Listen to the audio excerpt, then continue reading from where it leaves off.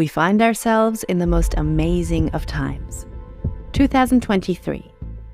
Even the numerical date still sounds like one from science fiction. We have technologies that enable us to communicate across the world instantaneously, medicines that boggle the mind, and scientists even proclaiming coming advancements where machine and human unite to benefit humanity. Whether we think these things are for good or not is unimportant, it seems. The future is beyond our control to a large degree.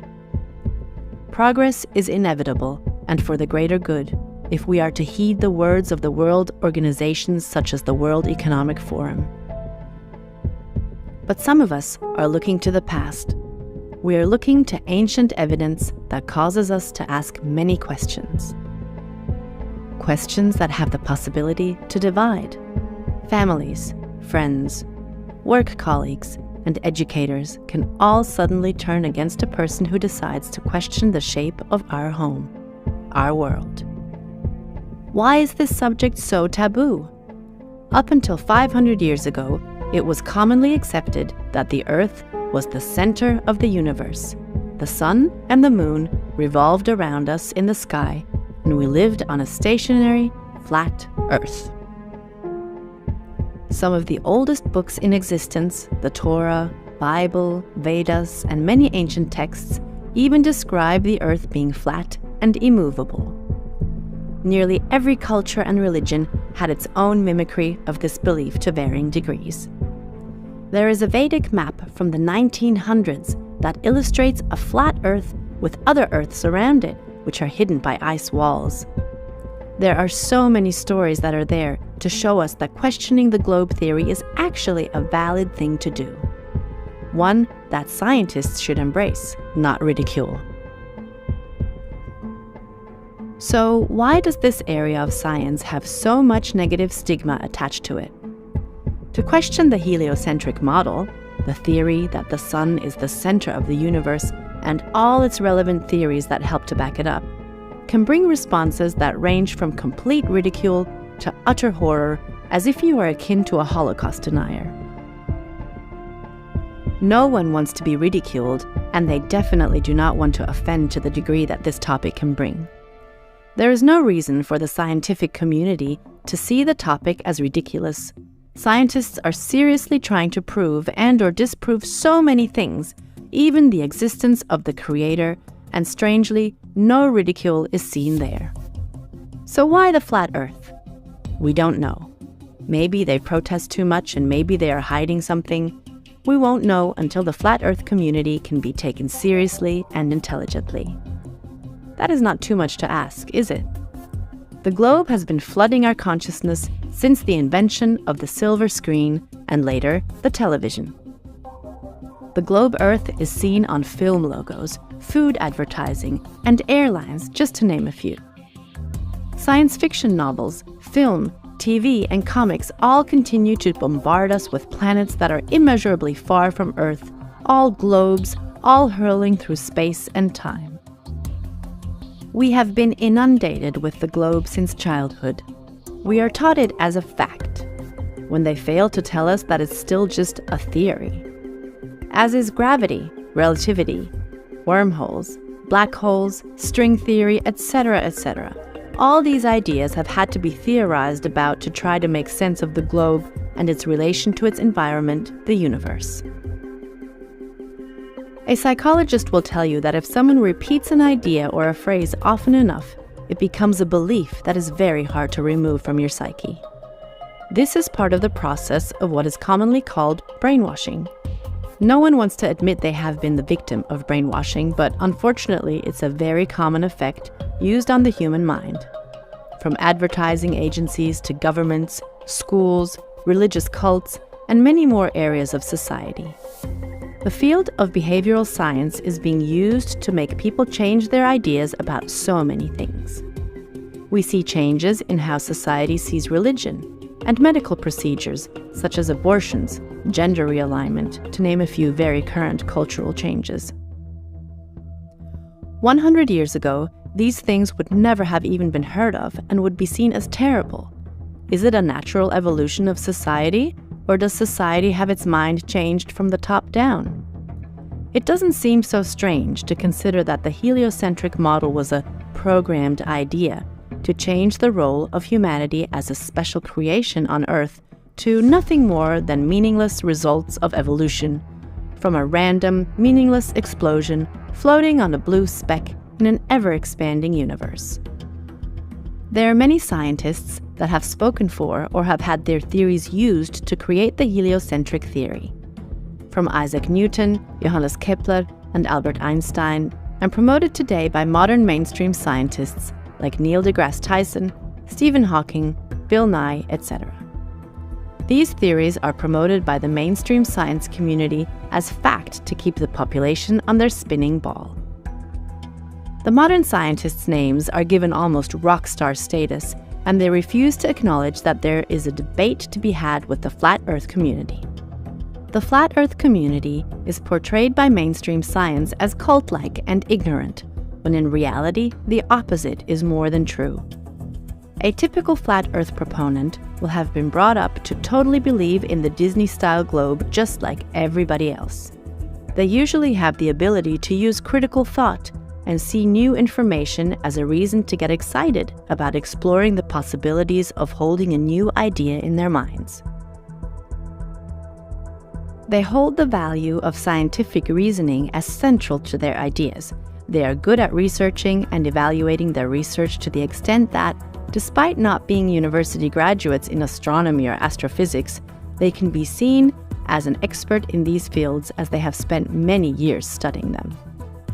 It's very hard to find someone who is brave enough to stand up and say, "The Earth is flat," who hasn't done hours and hours of research to back the statement up. Why is it so hard for others to let go of their belief system?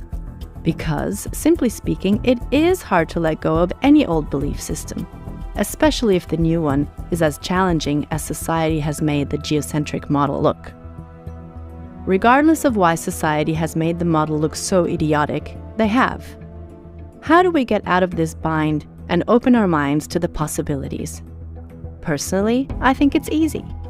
You give it a chance and simply listen to the ideas and choose whether it's for you or not. If we don't give another's ideas a chance, we could lose our freedom of thought, simply because we have been encouraged to think something was stupid. No one should be told what to think. It's always ours to choose. Well, you are in for a surprise. Flat Earth science, research, and experiments are based on logic and truth, not pseudoscience. Be prepared to have your mind blown.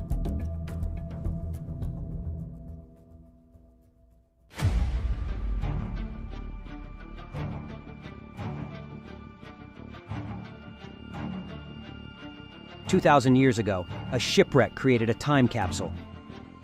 Hidden beneath the waves, untouched by time. The secrets it held would challenge our understanding of the past and reveal the incredible ingenuity of our ancestors. Journey with us as we dive into the depths of history, uncovering the enigmatic ancient marvel that defies the limits of its time. Rediscovered a century ago by another shipwreck, nature seemed to guard its secrets, preserving a device that would rewrite our understanding of ancient technology. The mechanical realm beckons us to unlock its mysteries. Through history, archaeology, astrophysics, and astronomy, we embark on a quest to decipher the intricate workings of the past. The pieces of the puzzle come together as we explore the convergence of art, science, and philosophy. Prepare for an extraordinary journey where hidden truths come to light. The secrets of the mechanical realm will redefine our perception of history and reshape our appreciation of the past and shape of our Earth. Get ready to witness the unveiling of the extraordinary, a geocentric, stationary, flat Earth working model that has defied the passage of time. So, according to the historical accounts, Greek sponge divers stopped close to Antikythera, was a tiny island in the Aegean Sea. Back in the 1900s, an underwater suit consisted of a thick, heavy suit and a large metal helmet with glass windows. Fresh air was pumped into the helmet through a pipe by someone on the boat. So one man descends, looking for Sponge, but soon enough comes back up horrified, ranting about the pile of dead bodies he had seen on the seafloor. So the captain went down to take a look for himself and discovered that these were not dead bodies, but ancient bronze and marble statues. It turned out to be the discovery of one of the largest hoards of ancient treasure ever made. The artifacts that were found on board this old wreck are today in display at the National Archaeological Museum of Athens. One of the artifacts looked like a strange cracked rock and was put aside with many other pieces. And it wasn't until the 1950s that someone noticed inscriptions. According to recorded accounts of the time, this appeared to be some sort of clockwork device that simply shouldn't have existed in the ancient world. The Antikythera mechanism is an ancient computer. It could accurately calculate the motions of the heavenly luminaries. It's only built with metal and wood, and it doesn't use electricity. Predicting the patterns of what we see in the sky above us requires some sophisticated calculations, and it's already been done in Greece 2,000 years ago. This ancient computer, this ancient machine, is only about the size of a shoebox, and inside are dozens of interlocking gears, and on the outside, on the front and the back, are several synchronized pointers. And it was built by someone who could decode the solar system by the hand cranking. What's a more better-advised ways of building a machine precisely mimic this behavior?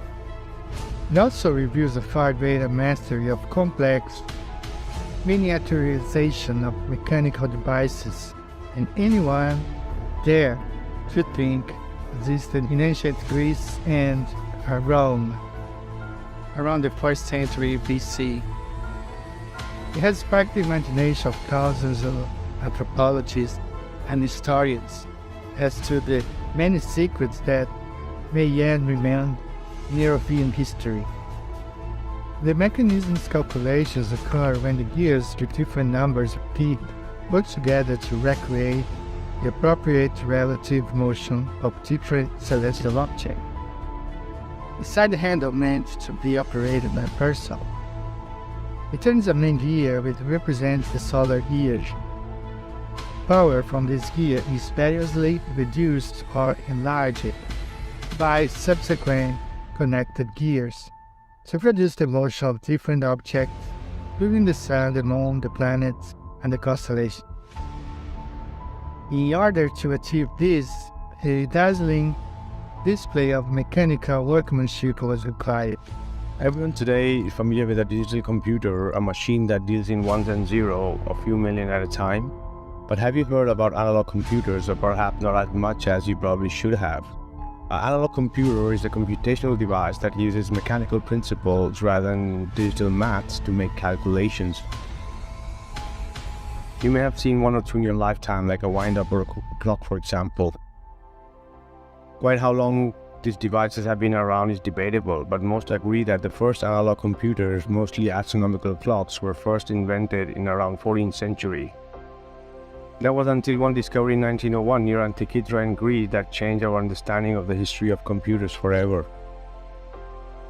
It is so shocking that nearly 70 years of mainstream historians and technologists dismissed it as either a fake or a fluke. That was until one group of dedicated researchers unrevealed its mysteries and proved that the ancient Greeks did indeed possess complex analog computers of their own. That's nearly a millennium and a half earlier than we thought. Dr. Derek Sala Price of Yale University was one of the first to bring the Antikythera mechanism's true historical significance to the public's attention. Price is a pioneer, and we all owe him a great debt of gratitude because for the first 50 years, scholars, scientists, and historians will have a really hard time putting the pieces of this puzzle back together.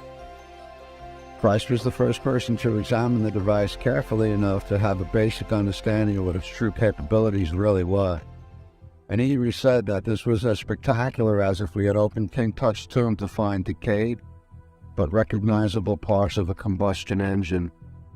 And because it was too far outside the realm of what academics were comfortable with, very few people were prepared to think seriously about the antiquity era before Price. A scientific historian interested in the history of scientific technology, he set out in about 1958 to examine the Greek gears to determine just what they were used for. He notices that the front dial is divided into 12 sections when he sees that Eli is printed on one of the sections. Eli is the Greek word for Libra. And then further around the dial, he notices two of the letters for the Greek word for Virgo, leading Price to conclude that what he was looking at was a representation of the 12 zodiac constellations. And though there are a total of 88 constellations noted and recognized today, they were all documented 5,000 years ago in Mesopotamia. But these are the 12 that provide the annual path of the sun, along with most of the lunar and planetary activity, and this is called the ecliptic. The sun tells us the time of the day, the moon tells us the time of the month, and the stars tell us the time of the year. It preceded such like gears by more than 1,000 years. This ancient Greek device is now known as the Antikythera mechanism, in honor of the land where it was discovered.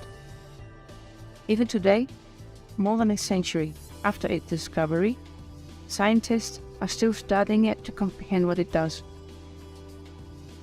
Machine gears is a difficult task, but our world would be very different without these gears and the people who had the patience, knowledge, and understanding to make them. So, during the Industrial Revolution, they were the driving force behind the development of the factory machinery, which made assembly lines possible. Without gears, there would also be no trains or automobiles. Prior to the discovery of the Antikythera mechanism, the earliest complex gear trains were discovered in European clocks around the 1400s, when the Middle Ages were just giving way to the Renaissance. Although this ancient Greek computer is 1,000 years older, it contains gears that are just as complex as those found in medieval clocks. In our modern times, you will still find gears in grandfather clocks, analog watches, looks, and in telescope focus adjustment. One of the intriguing things about the Antikythera mechanism is how they considered carefully how to make it both small enough and functional. X-rays of the crusty metal shows 6 smaller gears attached to the main drive gear, known as a gear train. So you have a 64-tooth gear moving a 38-tooth gear, moving this gear, moving this gear, moving this gear, moving this gear, achieving the same ratio of 254 to 19. The discovery that the sun and the moon orbit the same points in the sky is attributed to a Greek astronomer named Meta. The Metonic cycle is deeply ingrained in the Antikythera mechanism. It is 254 tropical months and 19 solar years, which is the amount of time it takes the planets to rotate around each other. To think about this and to see how gears can calculate ratios, think of a large gear with 254 teeth and a much smaller gear with 19 teeth. 19 turns of the large gear makes 254 turns on the smaller gear. It's essentially simple math, so the division can be broken down into chunks instead of done all at once. Gear wheels and the gears are very visible on the X-rays. This could represent the sky at any given time, or used to determine a date from a specific rotation of the luminaries. With just one button, you could reproduce all the movement of the visible luminaries, the sun and the moon. The device is a miniature mechanical representation of the cosmos. Scientific astronomy at the time of Antikythera had been established for a while. They knew precisely the cycle of each of the luminaries, including the issue of the offset between the lunar and the solar calendars identified by the Greeks. Over the course of 19 years or 19 solar years, there were precisely 235 lunar months, and that was fine-tuned a century later. If we take 4 times the Metonic cycle, which is 4 into 19, which equals 76, then we remove 1 day, then we have the concurrence of both the lunar and the solar cycle. That is much more precise. And it's funny as all these numbers, the 19 and the 235 and the 76, are all noted on the machine on the inscription. Price's team was able to produce custom X-rays to view the internal components of the device without damaging it further by doing so. And he concludes that the pointer representing the sun moves through one full cycle, which is 1 year with 5 turns of the side dial. And the main drive wheel moves the sun pointer around the zodiac dial, starting a guillotine act, calculating the motion of the moon. The second pointer is the moon pointer, and it's on a coaxial shaft. That's a differential. Turning one side handle moves both pointers around the zodiac dial at their appropriate speeds, according to how the moon mechanism was calculated from the movement of the moon in relation to the sun. Because the ancient Greeks very closely observed the moon's phases, just like every other early civilization before them. They all counted and bundled their days according to the moon. They gauged the natural rhythms in the realm according to what they saw the moon doing.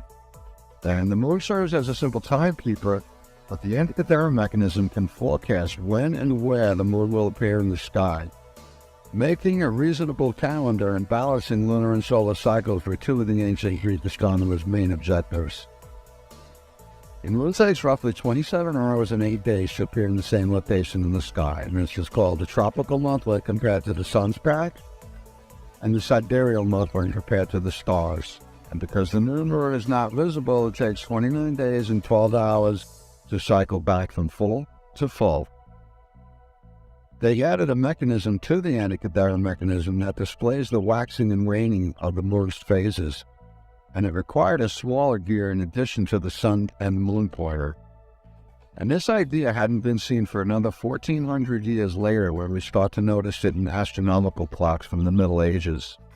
This original hardware was designed 2,000 years ago in ancient Greece, but the cosmos is the software that runs it, and their detailed knowledge of it comes from an even earlier culture. This must have been a very precious piece of equipment that may have been on their way to sell. Maybe it was on order from a landowner, one of the many errands. This machine appears to be a calendar that could have been used to keep track of the seasons, which was especially important for farmers. Also to predict when the new moon would appear, which is the beginning point for every month. The antikythera mechanism employed 6 gears to achieve the ratio of 254/19, beginning with a 64-tooth gear wheel at the center. The formula 254 months in 19 years is created by adding these ratios together.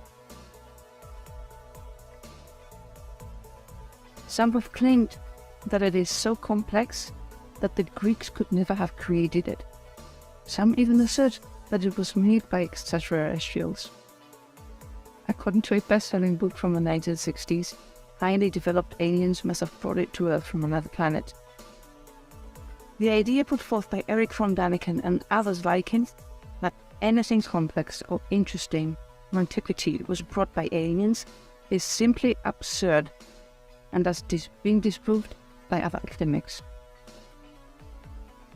You've replaced a simple hypothesis that the ancient people were intelligent and diligent with a more complex one, namely that these aliens exist. The complexity of the ancient device still astounds modern engineers, so why not choose the more straightforward theory? Although we picture them as primitives, they were not. They were individuals there with extraordinary minds who could invent incredible things, like Archimedes. The Antikythera mechanism explains the moon's variable speed in particular. It's a very subtle effect that most casual observers would never notice. Over the course of a month, the moon gradually speeds up and slows down in its path across the sky. The geometrical formula to work out the moon's variable speed was created by a man named Hipparchus, who lived in the 2nd century BC, 100 years before Archimedes. Without Hipparchus, or a man of his caliber, the Antikythera mechanism was not possible. He played a key role in taking the translated Babylonian data and transforming it into a set of working models that actually worked to predict the positions of the moon and the sun. I believe, as do many others, that this mechanism was built by one of the most well-known and most brilliant inventors in all of Greek history, Archimedes. Archimedes' genius is renowned. He was a practical inventor of many things, including innovative and very effective weaponry. For warfare at sea, he engineered many weapons that were used to sink enemy ships. For ground warfare, he engineered and constructed enormous car-like war machines. These machines were the precursors to today's armored vehicles and tanks. As well as being an engineer, Archimedes was an astronomer and a mathematician. Research connects Archimedes to the Antikythera mechanism. Archimedes hailed from Sicily, which provided the names for 7 of the mechanism's month designations. These months' names were used solely in Sicily, though similar ones were used in parts of Greece. Archimedes was fascinated with mechanical gears and how they interacted. As an astronomer, he was also fascinated with the movements of the luminaries. There are written accounts that he constructed other devices that were very similar to the Antikythera mechanism. Given the widespread knowledge that the ancients possessed of the stationary, flat with features Earth realm, which is the only model that works in perfect, flawless synchronicity with the Antikythera mechanism, it's a safe bet to conclude that it was one of Archimedes' many brilliant inventions. Archimedes did travel and likely drew inspiration, knowledge, and information from other even older cultures in their texts and literatures. The ancients were very advanced and they knew the workings of the cosmos intimately. Much can be learned from them even today. A series of canted gears was used to represent the cycles of each celestial object. Circular movements around a fixed center of mass, which was the way in which the Greek mathematicians explained the apparent motion of the sun and planets around the Earth. It is not far-fetched to imagine that such devices had become really widespread in the Greek Roman world. Some astronomers like Copernicus or Galileo might eventually have been inspired to solve the problem to keep such models for functioning periods longer than a few decades. Indeed, it was the invention of precise timekeeping and exact observations of the heavens that In 250 BC, they were capable of doing this. The level of mass required is amazing as the Antikythera mechanism involves complex movements. The person who designed the machine had a very long history of performing calculations. That is certainty, because in order to represent all these complex phenomena in such a simple way but yet very difficult to design and implement, clearly this was not a dry run. The orbit of the moon around the Earth is not circular but elliptic, which gives it a variable speed from the Earth. This is complicated to reproduce as the gears generate constant circular movements. The wheels gear up one inside the other, but we also know how to do that. They are luminary gears, but while they turn, they will drift away, so they take more time to get to the other gears, so it slows down. Then as it moves closer, it goes faster, so they manage to get these gears to breathe while working. They move away when they move closer, and what does it actually do? It changes the gear ratio. It created something that is absolutely incredible in simplicity, and at the same time it is genius, and our own civilization missed it entirely. Gears inside that shows extraordinary techniques and creativity. The research and the development, meaning the design of the object, relies on the knowledge we have to begin with. Because we are learning while working on it, it can take forever, it can take an entire lifetime. What they don't dare to say in front of the cameras in fear of upsetting some archaeologists is the level of mass required to design such a mechanism. The Antikythera mechanism is more than just an impressive piece of ancient engineering. It's based on observations made thousands of years ago. How and why could they have noticed and calculated and recorded this information, then translated it into the precise movements of so many aspects of the cosmos? These records were used by the Greeks centuries later to build geometric models to foretell future and past planetary stellar alignments. And a blending of these two traditions can be seen in the Antikythera mechanism. This is one of the most complicated parts of the whole entire apparatus. They needed to offset that second gear.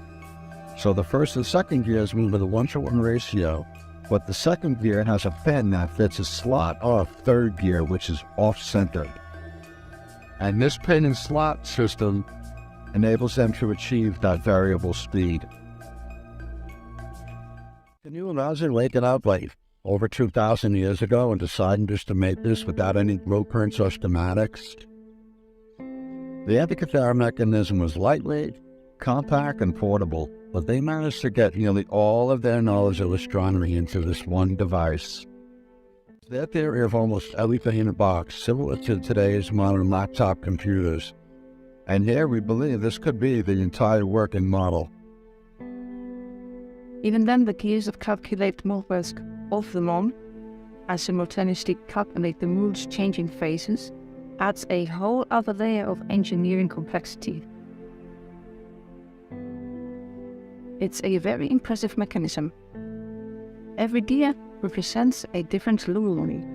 It traces not only their movements as individuals, but also in relation to each other, just like you see them in the night sky. But there's no gear for the Earth itself. Is that because we are the base of the mechanism? Whoever designed this piece of technology was fully aware of what he was observing, the paths, the speeds, and the distances between the luminaries, so precise, it's still able to predict the positions after so many years. For example, ancient construction like the pyramids, which they built to line up with the constellation of Orion, the Antikythera mechanism would have been a very useful tool to predict where the stars would be at a specific time of the year, making a perfect alignment. Here was Greek genius at its height. The Greek and divine cosmos represented through mechanism by scientists who wished to show that there was no mathematical challenge beyond their abilities. We know that the Greek society was the birthplace of the art, architecture, and culture that is a foundation of our modern world. Now we also know that it was the cradle of advanced technology.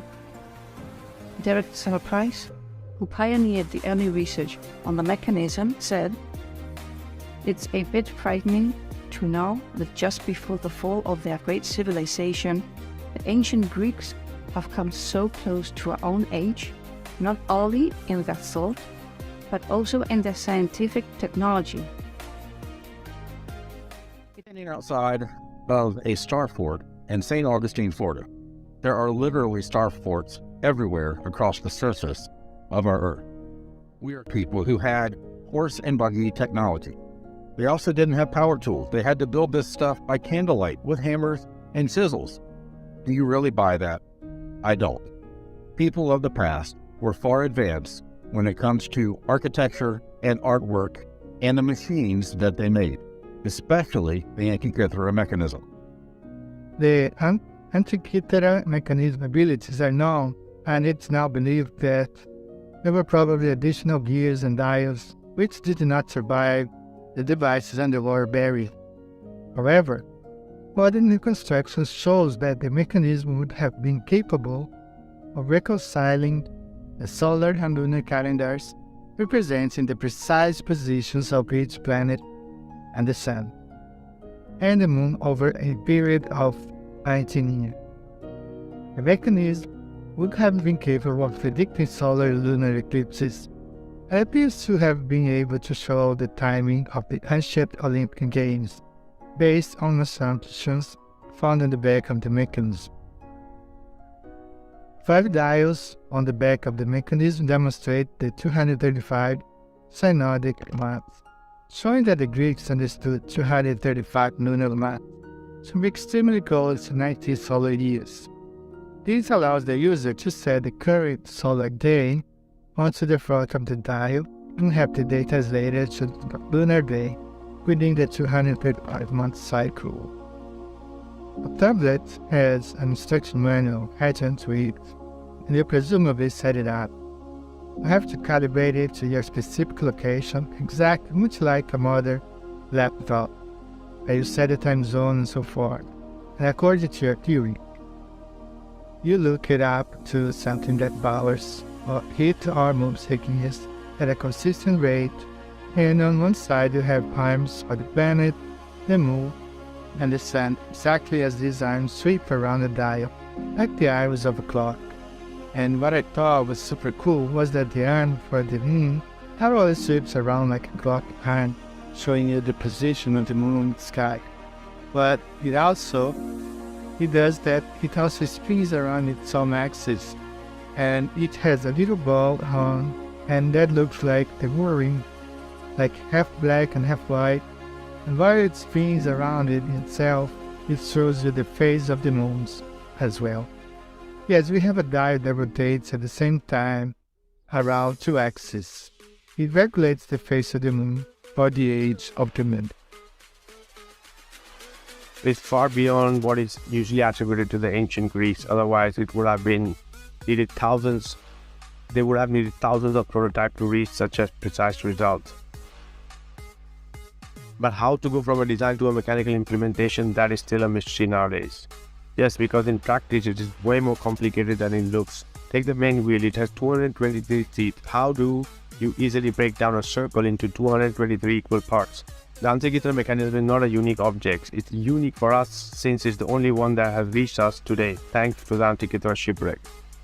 Other than that, there would have been dozens. Now with the knowledge of this device, some Greek scriptures sound different. A book by the scribes of the astronomer who lived roughly at the time as supposed the implementation of the Antikythera mechanism, heavy note. When you read this text, you feel like you are reading a description of the Antikythera mechanism. It proves that the tools for machines did not survive the test of time. It was 2,000 years ago. Egypt 5,000 years ago. All of the technology could have been lost. It was saved because it sank. That was the paradox. Had it stayed on land, it would have been melted, recycled to do something else. That was the rule of all metallic objects that were no longer useful. The device would still work had it not remained underwater. How could a major chapter in the history of human engineering have been lost from our records? That the device is lost is one thing, but the very idea of the existence was lost or done purposely. What's even more surprising is that the discovery was almost entirely overlooked by the archaeologists. If you ask a classical archaeologist what is the relationship of the elders was to the technology, at the best they would mention architecture.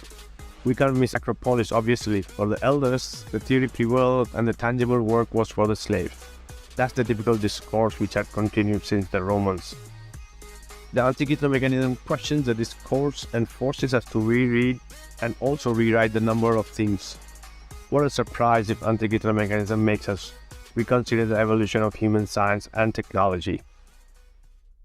On its rear face, Greek scientists of 2,000 years ago fashioned a computer mechanism that displays a calendar that follows a 19-year, 235-month metonic cycle of the moon that predicts the precise moment, location, magnitude, and color of the eclipses. And on the fur, they represented the universe as they saw it at the birth, with the five planets, the sun and the moon performing the complicated steps of their dance throughout the heavens. But what I find intriguing is that there's no historical records of anything that led up to the Antikythera mechanism's inner workings. Something so advanced, with nothing half advanced, and they only have one. There's no simple version that shows us just the sun, or just the moon, or just the sun and moon together. They just have this amazing clock all of a sudden. And it's interesting to note that the ship carrying the Antikythera mechanism stopped there in the 1st century BC. So is it a coincidence that the Library of Alexandria was burned in 48 BC, around 800 miles away, destroying volumes of history that still can't be accounted for? And do coincidences really happen? That sounds very convenient. But just to get the precision of this device, there must have been trial and errors. The Antikythera mechanism is accurate to within 1 degree in 500 years. So since the sun moves at 15 degrees an hour, or 1 degree every 4 minutes, we see that the Antikythera mechanism is accurate to within 1/2 a second a year. In comparison to today's watches, which lose 3 seconds of accuracy a day, which means they lose that 1% accuracy in 80 days for over 500 years. There's no comparison. Well, I guess that's what made one luxury company buy all the rights to dive the shipwreck site, because they need to know just what the ancient Greeks knew about Tarot and the sky clock that it represents. There are multiple ancient coffins with figures that appear to be wearing wristwatches, and the bigger ones have more detail and the smaller ones have less detail. And I'm not sure what the mainstream explanation for any of this is, or if there even is one. They probably just glance right over it, call it jewelry. This is a question. Why does he have a watch on? Isn't that a watch? How dare you? Impossible. What is that? It's jewelry. It looks like a watch. I mean, maybe it's jewelry, but it's on his wrist, and it's a circle, and it's with a band. Right. I mean, what is that? Mini Antikythera mechanism. It looks like my watch. It does. It does. That's crazy. But, of course, the explanation is like, of course not. Just jewelry. But it does look like it, doesn't it? Well, it just makes sense that if they developed weapons and they developed clothing and they developed shelters, if they had the sophistication to be able to construct these buildings, why wouldn't they be able to construct a watch?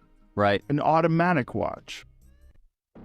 In the Antikythera mechanism, the calculation of the lunar orbit and the phases is intriguing. Apart from the phases, it shows the calculation of the moon's position against the fixed stars, and finally its differing speed in animalistic months. In the course of the year, the sun moves in front of the starry sky to the 12 zodiac signs. Likewise the moon, but not in the course of the year, but once a month. At the beginning, the solar and the lunar pointers overlap. It's new moon. 1 week further, we have half moon. The sun moved only a bit, but the moon is 3 zodiac signs further. Another week, we have a full moon. The moon is exactly opposite the sun. Then again, half moon, and then again, new moon. 1 month have passed now. Sun and the moon are both 1 zodiac sign further than at the beginning. For the moon phases, we need only 2 gears. They are attached to the solar and the lunar pointer. There's a crown wheel, and the lunar pointer is mounted on the gear wheel, which has the same number of teeth as a ground wheel and runs in it. Therefore, with each rotation of the lunar pointer following the solar pointer, the moon axis rotates exactly once around itself, indicating all the phases of the moon, one after the other. So, this is quite simple. As we see above, it's the same way reflected in the Antikythera mechanism. You can see clearly Earth is not in between the sun and the moon for the lunar phases or the eclipses, but below it. The sun and the moon rotating above us, as seen in reality. And in this mechanical planetarium, the Antikythera mechanism calculates exactly that, which is impossible to be shown on a heliocentric model. This time I'd like to offer some challenges to you remaining few that are desperately clinging to this dying fad to derive some semblance of self-worth. Let's call them 10 challenges for flat earthers. Number 3, here's an idea. What if you were to actually make a prediction with your model? Like any prediction. You know, those things that you have to do in science for it to be science? Pick any celestial object, a planet, a comet, a star.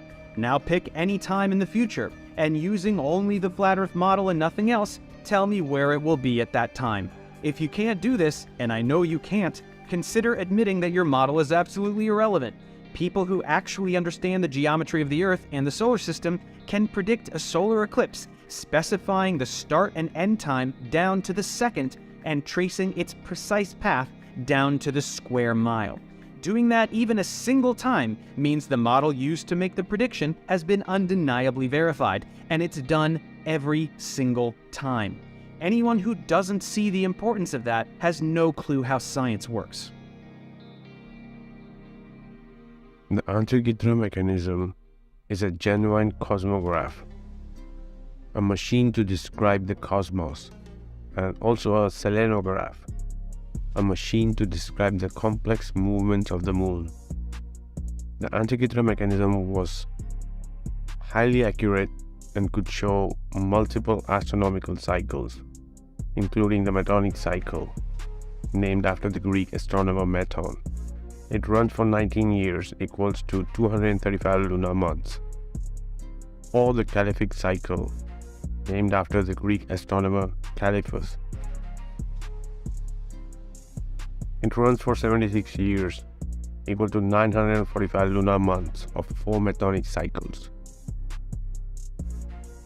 The Antikythera mechanism also showed the Saros cycle, 223 lunar months, covering just over 18 years, as well as the Exaligomos cycle, equivalent to 3 Saros cycles of 54 years, which served especially to predict possible eclipses. The volume of astronomical data compiled to create a mathematical model able to summarize such cycles using mechanical gate trains is astonishing evidence of the conceptual abilities of the scholars and engineers of the antiquity. Past, present, or future, all can be predicted on the Antikythera mechanism, which is based on the geocentric stationary flat Earth model. Antikythera mechanism can be seen as a portable planetarium, the first analog computer. By turning its crank handle, the analog computer will convert time to the position of the luminaries. The Sun and the Moon attract a 4-year athletic events, including the Olympic and the Delphic Games. But most important, it predicted solar and lunar eclipses. That's where it gets even more complicated, because there's something called the Saros cycle, which is a pattern of successive solar eclipses. One cycle takes between 12 and 1500 years to spiral from the North Pole to the South. And in each Saros cycle is about 70 or so eclipses, with each eclipse about 18 years, 10 days, and 8 hours apart. The Saros cycle is Neo-Babylonian. It was developed by the Babylonians. They kept spreadsheets recording all the eclipses to try to work out patterns in the cycle. But how did the Babylonians acquire enough measurements from both sides of the equator, spanning the whole Eurasian continent? Now that is a great mystery.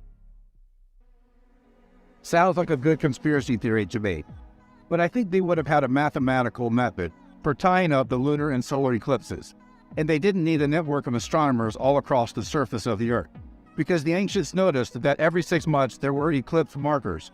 So you only had to look for these events every 6 months, and you only had to look for a solar eclipse during a new moon, or a lunar eclipse during a full moon. So they had a very narrow window.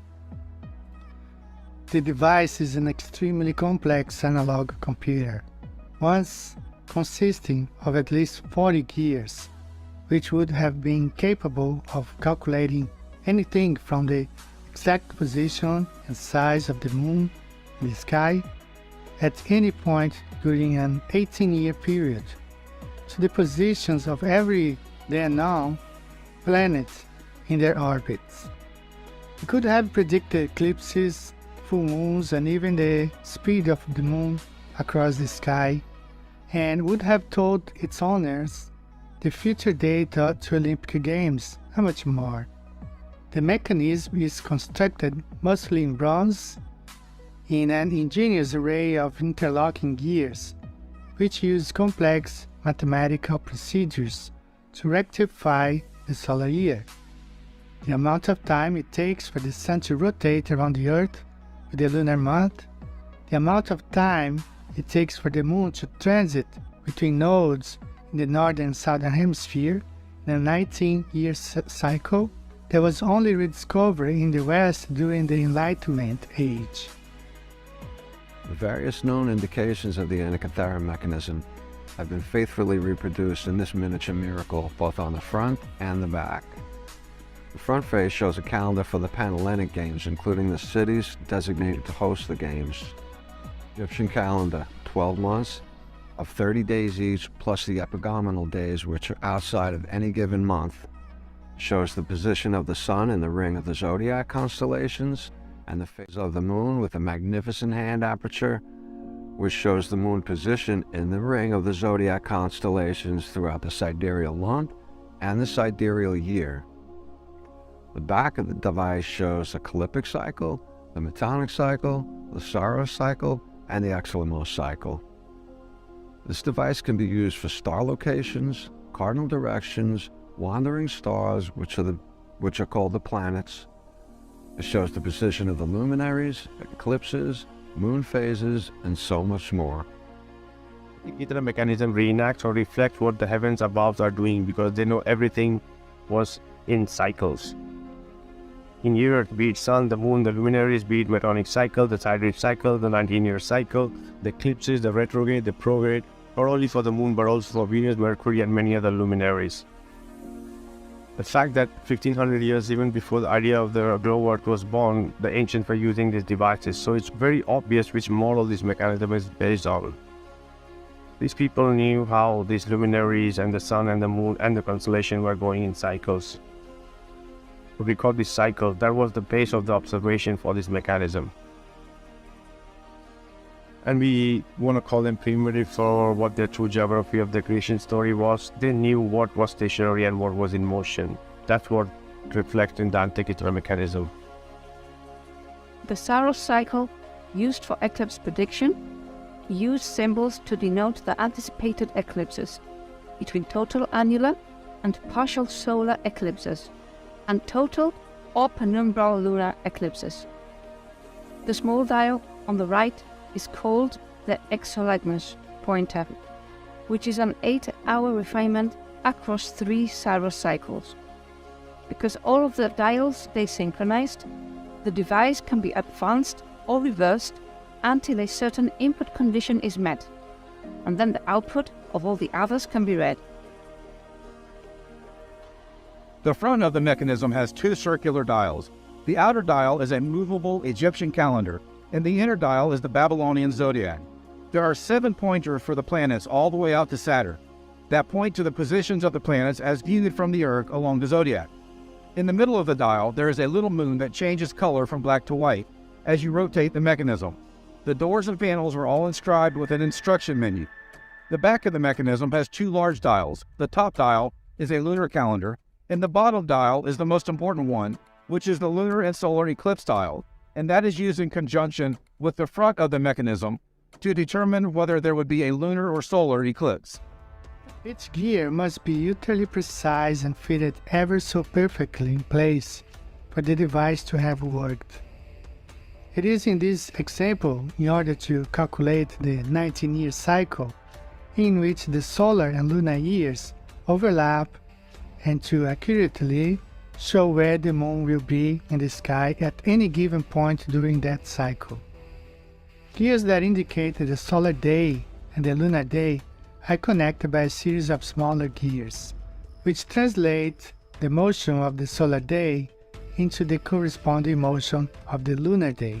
The mechanism also appears to contain a number of novel complications, a name given by horologists for a device within a device, which subtly changes its operation. These complications seem to be inserted into the mechanism. We know this device is a working flat Earth model because this device has a stationary center, but everything else goes around the stationary center, which is the Earth. They're gauging all of these motions from the Earth, and they have nothing to show that it's moving. If it was moving, if the Earth was moving with all the other planets and the sun and the moon, it would have been represented with the 5 other planets moving around the sun. But it's not. They knew this before they built this machine. They had no clue about a heliocentric solar system Big Bang idea. Below for 5,000 years, all of recorded history. If we were moving We wouldn't see them get to the same nighttime sky twice in a row, let alone for thousands of years. And the Antikythera mechanism wouldn't work in any location on Earth, anywhere, ever, for any reason, because it's moving. We have more of a chance of seeing the pyramid shift position than we do any of the stars ever shift in position. It's amazing that 2,000 years ago, they knew this planetary motion for precision that holds up to better than today's standards, and they knew it would never change. And the Antikythera mechanism proves undeniably, and the software that runs it was based on information handed down for thousands of years. Readings of an inscription that was on the mechanism's back cover, describing its external features and displays.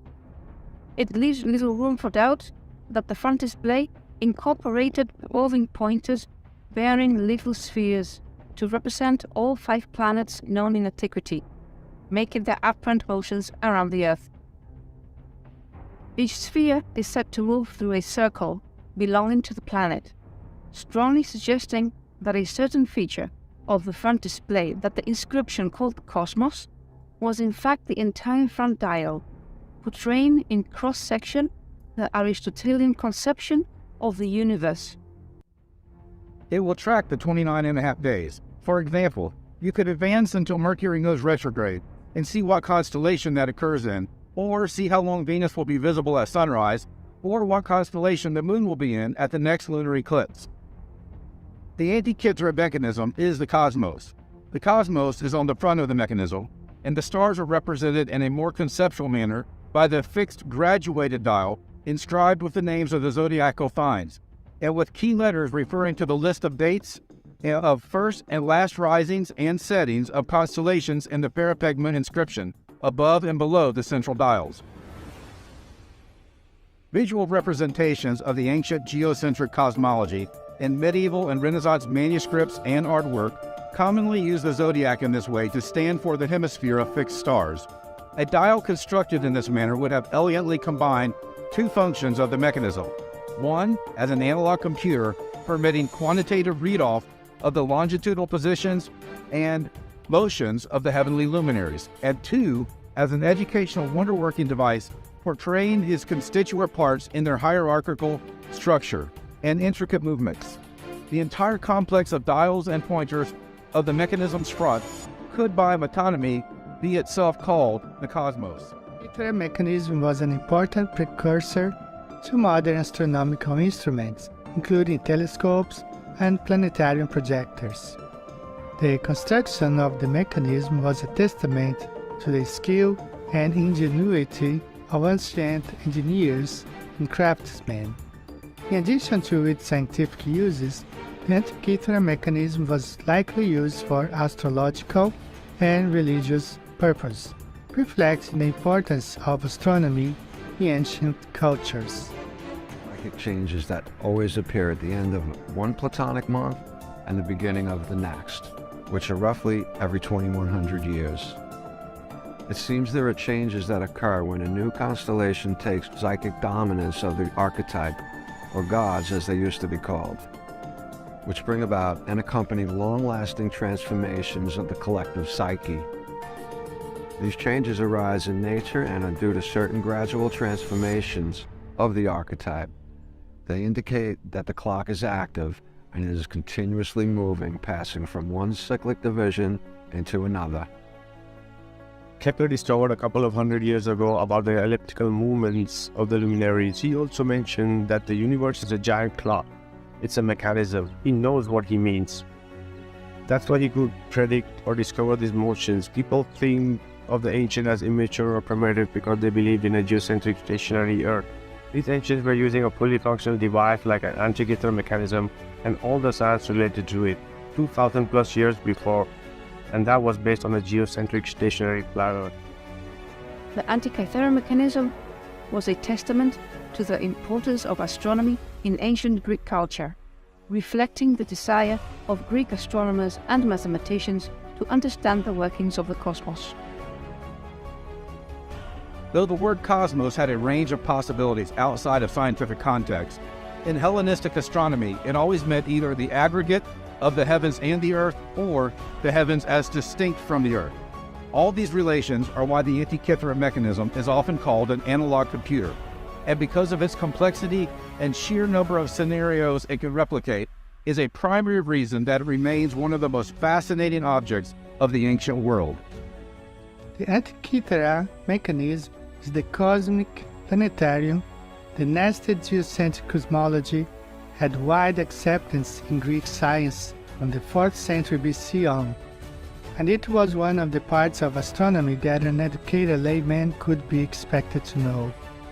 He figures, for example, in the first chapter of Geminus' Introduction to the Phenomena, a popularization of astronomy from the 1st century BC. Although no pictorial representation of it survived from before late antiquity, diagrams showing the cosmos in cross-sections as a series of concentric circular rings surrounding a flat, stationary Earth frequently occur in medieval manuscripts and even in the Renaissance paintings. The outermost cycle of the fixed stars is very often represented in these pictures as a ring containing the names, symbols, or pictures of the 12 zodiacal signs, just as we find in the Antikythera mechanism. Probably one of the most spectral things on a ship full of treasures. Some people say that watching the stars was like watching TV for the ancients. And if the narrative is accurate, I don't think that could be true because they'd be way too occupied or feeding themselves in basic survival skills back then. So watching the stars may have been entertaining, but I don't think that was the purpose. It was much more functional in their daily lives, and they had good reason, hundreds of reasons to observe and record all of the subtle motions of the cosmos for thousands of years. Culture after culture, a common thread in all of the ancient cosmoses. The other reason that the base of the mechanism is stationary realm could be comparable to the devices like astrolabe, which is used for a particular day and the position of the luminaries above. Have inscription in Sanskrit, and the plate below represents the Bhumandala, the physical flat realm with all the movements above. And the same thing goes for the Antikythera mechanism.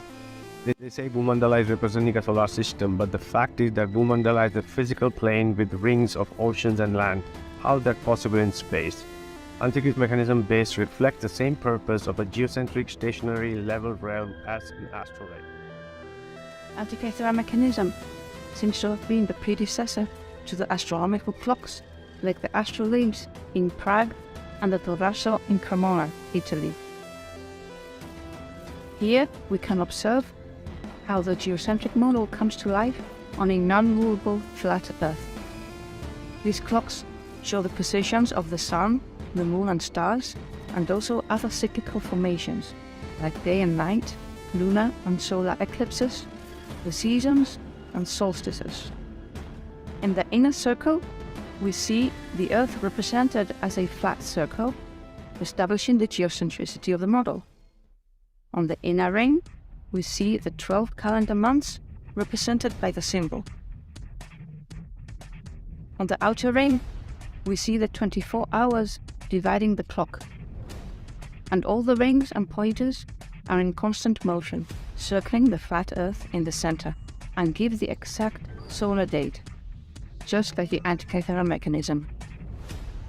This mechanism it's an instrument of mathematical astronomy. It's intensely rich in mathematics. It's not complicated mathematics, it's simple arithmetic and it's simple geometry but put together in an absolutely beautiful way. This new paper brings together many ideas from the past, but it puts them forwards in a synthesis which shows an absolutely dazzling display of the ancient Greek cosmos, how they saw the planets, the moon and the sun. Pattern of pillars on this wheel, it had structure. Some sort of structure that revolved like a merry-go-round. And what I ended up with was models of the planets. This is a model of the Greek cosmos, geocentric. You can think of this cover plate in the middle as representing the Earth, and everything goes round it. This is a model of the Greek cosmos, geocentric. You can think of this cover plate in the middle as representing the Earth, and everything goes round it. It's geocentric. So what the Antikythera mechanism teaches us is that the heliocentric hypothesis is false. The sun is not the center of anything. Nothing is going around the sun. Everything is going over the surface of our flat and stationary Earth.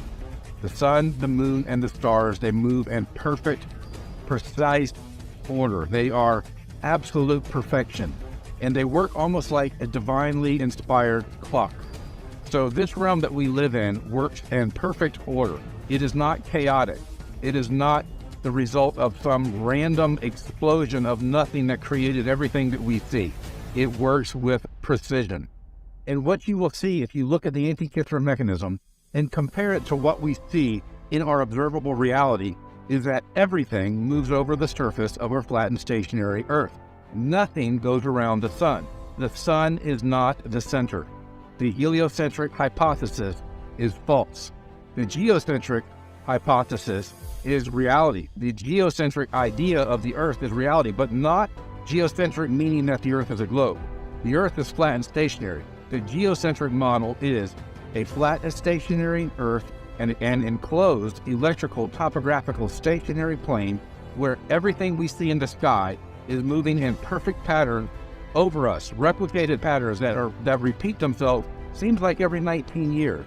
The sun, the moon, and the stars move under Polaris around the surface of our flat and stationary Earth.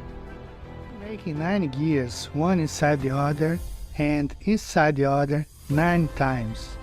The tolerance is not of a millimeter, the thickness of a fingernail, but 1/10 of a millimeter.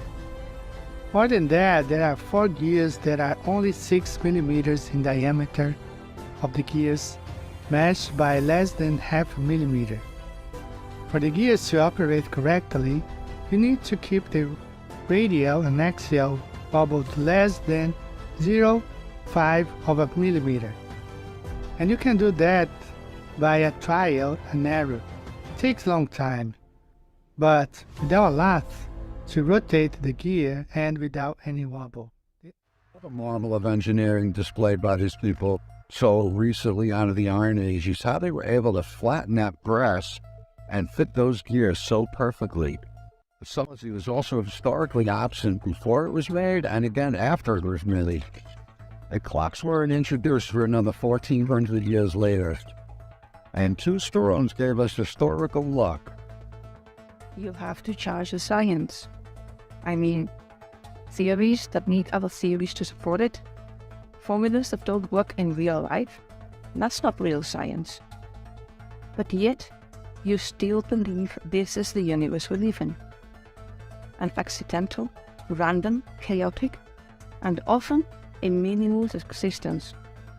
Over and over again, this fake world reality has been presented to you as an absolute truth. You be disconnected from the real truth, that this is a divine creation. The fact of the matter is that everything is actually just as you see and experience it. Trust your senses. The sun and the moon are the same size, and all celestial bodies revolve around us. The geocentric system adequately explains all earthly and celestial phenomena. It tells me is that the luminaries are moving in a circling motion in relation to the Earth below them. It would be impossible to see this cycle in the heliocentric model, which has us moving in at least 4 different ways at incredible speeds through an endless space. This mechanism is based on a geocentric model, with us in the center and all linearly circling above us in a repeatable cycle. Our whole Earth system, with the sun, the moon and stars, is a magnificent timepiece divinely created for us to keep count of the days, the months and the years, in such a way that we can see it with our naked eyes. Who could have taken all that knowledge and put it in a gear mechanism in such an incredible way? Of the Earth as a bullseye, and in the middle of that Earth, or the middle of that bullseye, is Polaris up in the sky, but down below is possibly a tree, possibly a black rock, or the stump of a tree. You can hypothesize that all you want. I don't know.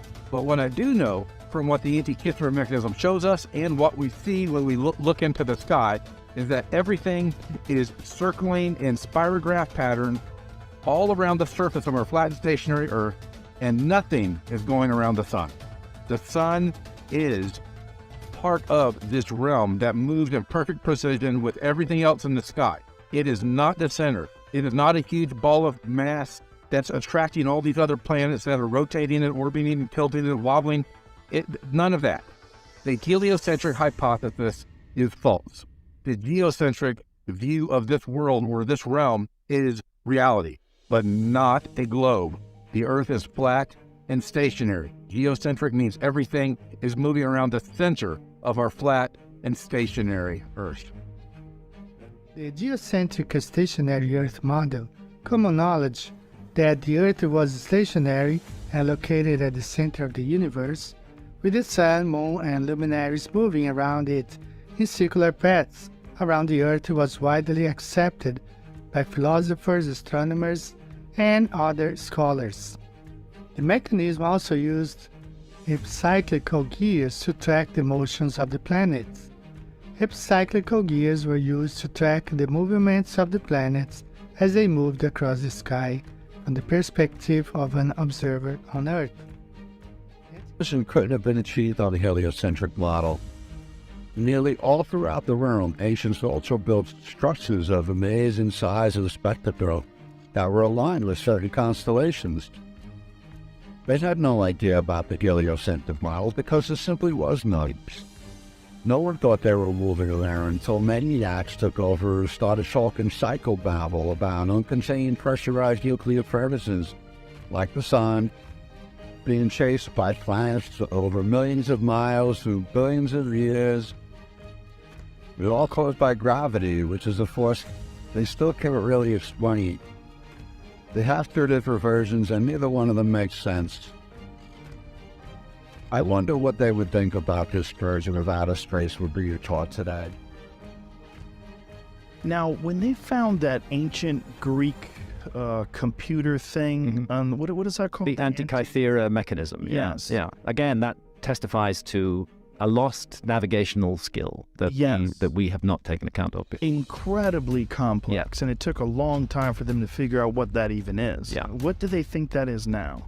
It tracks the movements of the planets. It's a navigational device. It's a geared, cogged system that allows you to track the passage of time and figure out where you are. It's some kind of navigational device. It's not fully understood. And how old is that? I think that goes back to Greek times. I'm guessing here because Greek times are not of great interest to me, but I'm thinking around about 500 BC. So at least 2,000 years old, 2,000 plus, and we know that there had to be more than one of these things. Yes, you can't have something like that without a vast effort behind it. Human beings were working on creating this geared and cogged machinery that reflected the patterns. Was that a recreation? That's a recreation. Wow. Yeah. Can you buy one of those? It looks like you can buy that, dude. Fine, bookmark that. We need one right there, right next to the plasticells. So such a thing is a cultural artifact which doesn't just appear out of nowhere. It has to have a context. It has to have a background. And again, my suggestion would be perhaps a secret technology. It's very odd that very few of these have been found, and it may be that ship owners and navigators in Greek times were extremely careful about who they shared this technology with. Of course. It may have been as top secret as nuclear power is in our world today. Oh, that makes sense. But the fact is that then it exists, it's real, it's there. Yeah. And then we must consider what's behind it. What led to that? Is that just the latest manifestation of something that goes much more deeply back into human culture? And I think that is. I suppose my main message is that we have a so far untold backstory, that we're concentrating entirely on the front story, and the backstory is missing, very largely missing from the picture. And what I've tried to do is to fill in bits of the back. The gatekeepers are doing their job so that people really don't know the purpose of this technology like these. They give us some truth and they want you to look elsewhere. They don't want to let you know the importance and the true purpose and the meaning of these devices. So they are having these devices being produced and they all want it. They know that the digital device cannot be relied on as they need power, but these mechanical machines don't need any power. They can see the past, present, and the future as the ancients have been doing for thousands of years. It's their job to do that, to keep you confused. They believe some would call it a navigational device, a clock, a calendar, an astronomical device, astrological, or an astro divination device, a geomancy device. The best part is it's a combination of all these science together in one device, working in perfection, reflecting the movement, the only movement above to a geocentric stationary platform. A model that's been working more than 2000 plus years and will be functional in the future. That's true science, simple science. There are no fake formulas, theories, and pseudoscience. Hugo made a watch based on the Antikythera mechanism, and they wanted to do more expeditions to find more pieces so they can find what was the real purpose of these devices. They already know the purpose of these devices. The gatekeepers make sure you don't get to the core and know exactly what it is. A fully functional geocentric stationary flat earth model. Antikythera mechanism was a very complicated machine at the time. You had to be schooled to be able to input the correct information and in turn read it properly. According to Rabbi Eliezer, in the principle of intercalation, Joseph, who was made second in command to the Pharaoh in Egypt after he was sold by his jealous brothers, was using his skills of reading the stars. In the book of Jasher, we learn that he made use of stellar instruments. This cosmic knowledge would have been passed down from generation to generation, which would make this knowledge come from an even more ancient origin. Now that is certainly a very interesting concept to study further. In the public school system or professors in the university system, they are literally regurgitating their indoctrination, and that's all. I would call a lot of these scientists pseudoscientists because they have a lot of claims with very little evidence, if any, especially when it comes to the shape of the Earth and with astronomy and what we see in the sky. A lot of what we see, what we observe in this realm, contradicts what we were taught to believe by these scientists. So the scientists that are in the public school system teaching kids, the professors who are in the universities teaching young adults, they have beliefs, and their beliefs have blinded them to some of the simple truths of this realm that we live in. They're blinded by bias and can't consider things that contradict their beliefs. I would ask you to just consider questioning everything. Question the shape of the Earth, question what we see in the sky with the sun, the moon, the planets, and the stars, and seeing if you can learn something new. See if you can learn something true. How come nobody has written about it? The Greeks and Romans wrote thousands of detailed documents. Why was there no mention of the Antikythera mechanism before the sponge divers discovered it in 1901? The ancient Greeks were effectively branded as pagans and wiped out by invaders. All the Greek books were allegedly burned, and the Greek philosophers were wiped out within 3 generations. The only records we have from ancient Greece are those are through Arabic scholarly texts. So didn't the Romans keep any records of what the Greeks had done or written? And where are the artifacts? Cicero was a Roman politician and historian who once made an obscure reference to a device they had for predicting solar events. But we can't rely on his account because he often wrote with a mixture of fact and fiction. And it seems that Christianity successfully suppressed this knowledge and replaced it with pseudoscience. And this is in the history books that you can check for yourself. Marcus Tullius wrote a book, De Silica in 54 BC. It mentioned that the Romans killed Archimedes and took away 2 mechanisms that could calculate the movement of the celestial bodies. They also took the design and the manuscript.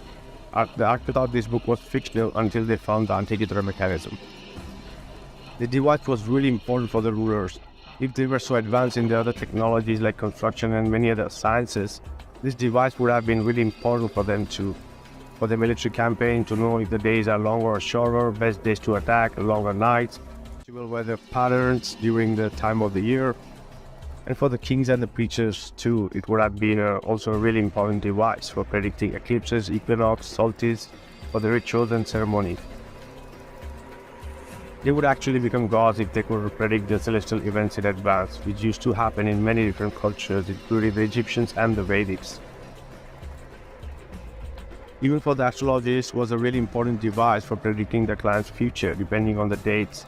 Let them see back in the past and present and the future for that particular zodiac, luminary, conjunction, horoscope, or constellations. Equally would have served for astronomers too. For the navigator, the device to locate the constellation, complementing with devices like astrolabe, compass, sextants during the trips. So this device was shared by many different cultures and civilizations in every aspect of their life. Actually does. Here's what people had to say.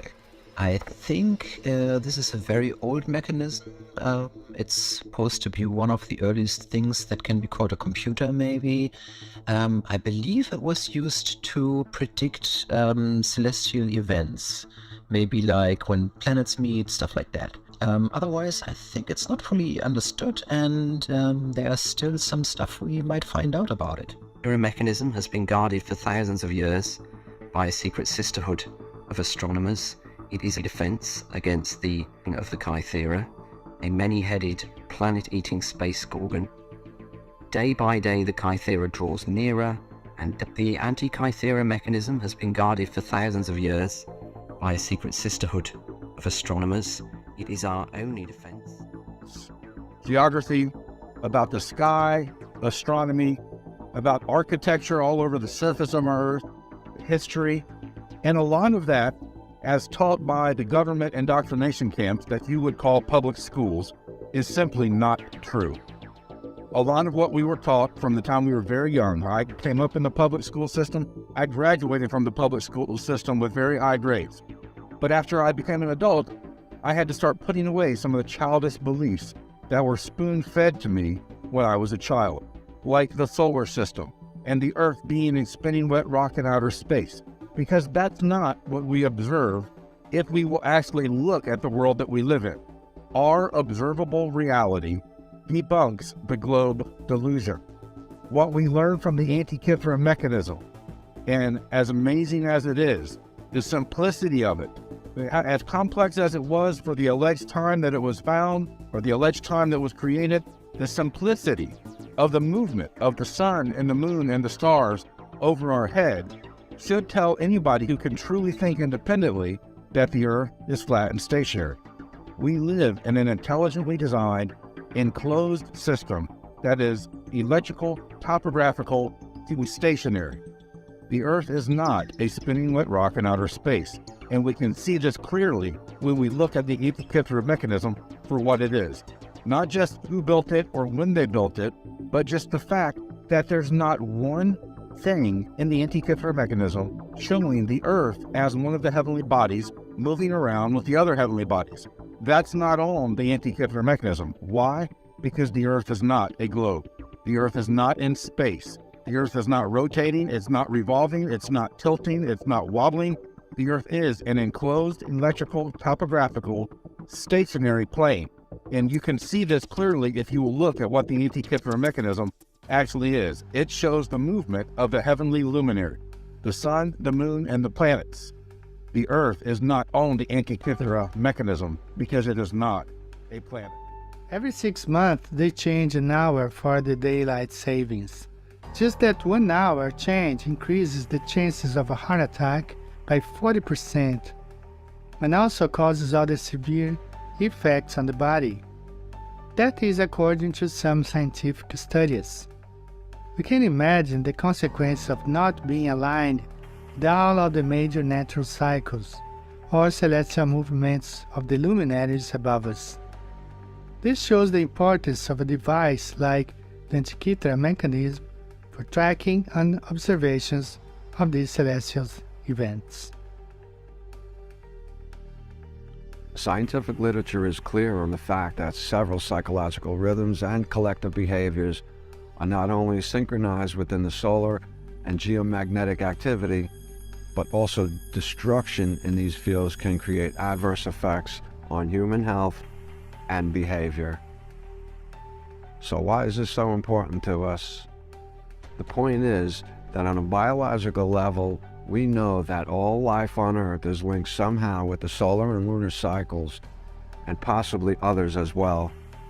There's also a great deal of evidence that human consciousness, which plays a big role in many different sciences, including the non-material sciences, is directly connected to astronomy and astrology in very peculiar ways. The Antikythera mechanism would have served to predict all of these important cycles to help those who used it to live in harmony with the sky clock and the sky calendar. Just imagine if this technology hadn't been confiscated and suppressed 2,000 years ago. We may have advanced to a point where Columbus would have teleported to the Bahamas. The only way to run a healthy society or a persona is to get in sync with those natural according cycles, and the creator of this mechanism and many of the ancient cultures, they were very well tuned to these cycles because that's what they've observed. All that is represented in the Antikythera mechanism, a geocentric stationary flat realm model. Imagine having natural cycles based on the absurd heliocentric model. We all would be lost. That's what they are doing, trying to uproot the natural cycles within so we stay lost, ignorant to the truth.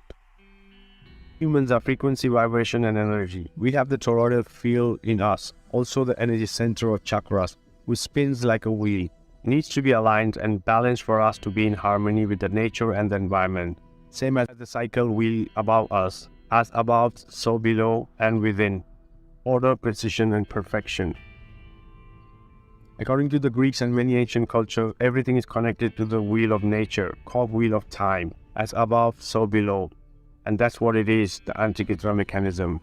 A geocentric stationary flat realm model, a mechanical realm, a portable realm. Construction of the mechanism reflected the advanced level of technological and scientific knowledge present in ancient times, highlighting the contributions of Greek astronomers and mathematicians to the development of Western science. The Antikythera mechanism is a geocentric, flat and stationary Earth machine. Modern-day science says that it was impossible for the Greeks to have something like that from 2,000 years ago.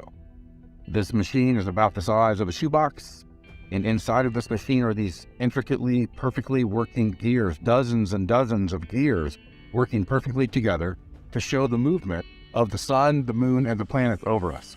Not only does it show exactly, perfectly, precisely the movement of the sun, moon, and planets, it can also predict eclipses, some of them down to the very hour. So this machine that shouldn't exist according to science was found in a shipwreck about 120 years ago now, and they date the shipwreck to about 2,000 years ago. So someone 2,000 years ago not only had the knowledge or the experience to build a machine with extremely precise gears working perfectly together, but they also had the software to go into the hardware, the knowledge of how the sun, moon, and planets work together over this flat and stationary Earth that we live on. Flat Earth is not a claim. It's not a belief. Flat Earth is an observation with measurements that can be repeated, and it has been. So the geocentric machine called the Antikythera mechanism is another proof positive that this realm that we live in is flat and stationary. And the extreme precise movement of the sun and the moon and the stars, that was the software put into this hardware from 2,000 years ago, that still works today. 2,000 years later, you can crank up this machine up after they reconfigured it or redesigned it and they backwards engineered it to work today. You can crank it and you can still watch it working, predicting the sun, the moon, and the planets working in perfect order. This is an intelligently designed system that we live in. This realm is amazing. We talk about how amazing this Antikythera mechanism is with all these gears that are amazing, but that's just a copy of the real thing, which is this realm that we live in, which is flat and stationary. Everything we see in the sky moves perfectly over us with extreme precision. And the Antikythera mechanism, whoever built it, the hardware, whoever had the knowledge of the software to put in it and how it works to show the movement, the exact perfect movement of the sun, moon, and planets above us, it's an amazing machine. But more amazing is the message that it gives to people today, that the Earth is flat and stationary. This shows that the ancients had a lot more going on than we're being taught or led on to.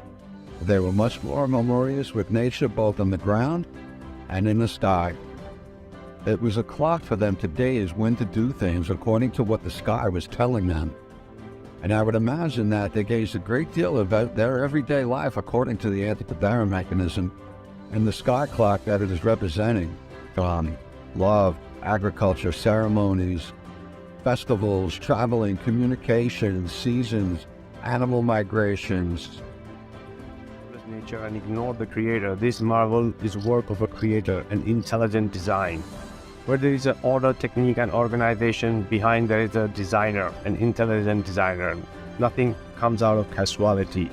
A tree don't fall and make itself into a cabin. You cannot put million alphabet in a bucket and a book will come out. Where there is order, there is intelligence. That's exactly what our realm is. Order, not chaos. The laws of mathematics are supposed to be formed by Newton and Kepler, but they discovered the law of mathematics that the star and the luminary use. By observing the star and the luminaries, order, symmetry, precision, and geometry. Newton and Kepler did not create anything. The star moved according to the law of mathematics even before these people were born. And that's exactly what we see reflected in the Antikythera mechanism. Order, functioning in perfection, sacred geometry, and intelligent design, and the designer of this realm. There are hundreds and hundreds of reasons to live in harmony with nature and this beautiful creation without the concern of treating the clock and living on a hamster wheel in the manufactured lab race, where time is constantly pressed on us to hurry, don't delay. This is the heliocentric solar system Big Bang model that was flying around out of space, going nowhere as nothing around us ever changes position in the sky for thousands of years. It's not a huge surprise that an Antikythera mechanism story is absent from history. Another example of something significant being absent from the narrative is the explanation for star forts. That just doesn't line up. There have been so many misconceptions about history that have been retold after the many decades. This may be one of the greatest mysteries ever told because history seems to be nothing more than a bunch of stories that didn't happen being told by people who weren't there. Given the fact that there's only one and the complexity and precision of this and the absence of it in history, this device displays amazing technologies. 30 gears working in unison around a central point, the Earth, the realm, showing the phases of the moon in a separate gear system sideways, transferring mechanical energy to the world. Tell what they really know about why it was so important to the ancients to have such a perfect astronomical timepiece to look at what we now call outer space. Symbols we see in different cosmologies of text and scriptures. To begin with, in the Masonic flat earth model, there's a projection of the black sun that projects from below the earth, from the center, all the luminaries, and that black sun is shown as a wheel or as a gear. In the Slavic cosmology, the tree of life, the central mountain, similar to Mount Meru in other cosmologies, this tree of life rotates. The roots come from below the earth. The trunk and the branches shown as rotating, which also gives us as a mechanical movement. The Vedic cosmology, the Mount Meru is represented to be attached to the luminaries above with an invisible string. And the whole movement through that central shaft again, showing a mechanical movement. The electromagnetic field of the earth being greater than the luminaries, so all of them rotate around us, floating in ether, always connected to the magnetic north or center, same as the central shaft as it works in the Antikythera mechanism. So there are many other cosmologies which reflect that, and the importance of the North Pole can be seen everywhere.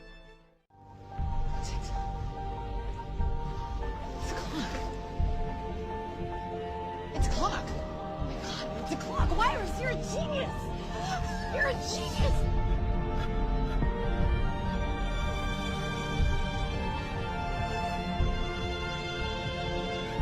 This entire arena seems to be laid out like a clock. In In the ancient times, the ancient cultures, traditions, the seers, sages, renunciants, mendicants, sadhus, and holy men were respected for their unusual ability to perceive reality beyond what the ordinary man could perceive.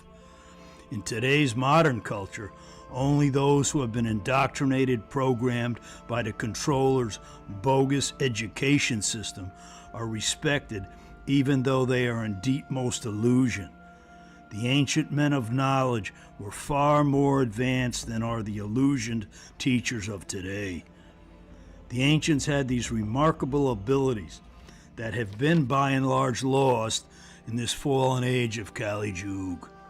The ancients would gaze into the sacrificial fires, which would open their third eye. It would open their chakras, a kundalini process. They would also sun gaze, and they would gaze at the night sky, and realizations would come to them. This subtle science process is possible today as well, but so few endeavor to achieve this.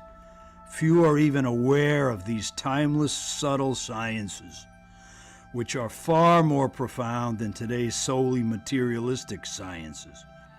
Therefore, the ancients possessed a far deeper understanding of the universe, the one song, and its workings, and they could tap into far deeper esoteric knowledge.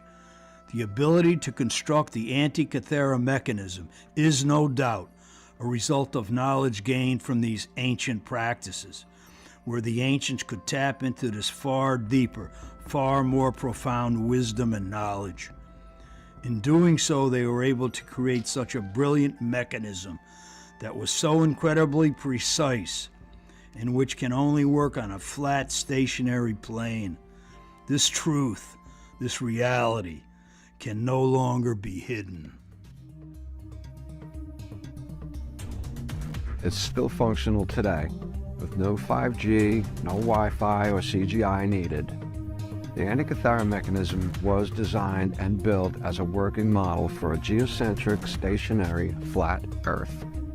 We live inside a beautiful realm that was designed as a timepiece with mathematics and fractals built within everything in the fabric, and the sky is its only tangible calendar. The mechanical art has made the sun take its course. This fashioned another zodiacal cycle by human cogitation. It has shown the moon to restore from its eclipse by the light of the art. It has set in revolution a machine pregnant with the real cosmos. Portable realm, a mechanical realm. Sky, a compendium of all that is mirror of the nature and the image of the ether and its unimaginable mobility. What a thing it is for human beings to make this thing, the Antikythera mechanism, a geocentric stationary flat realm model.